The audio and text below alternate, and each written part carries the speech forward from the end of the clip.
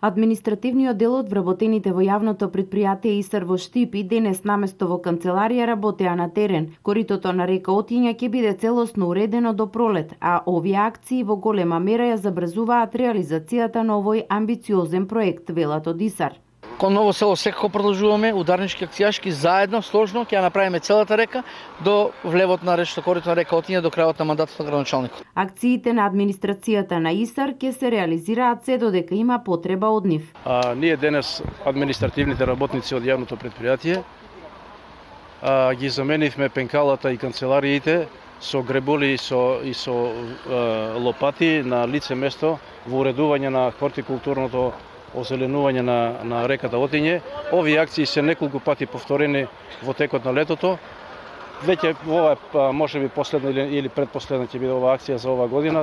Можем да се пофалам и да кажам дека ништо не ни е тешко. Значи, услуга сме на граѓаните на работа во јавното предпријатие, а исто така на услуга сме да го средиме и коритото на река Отиња.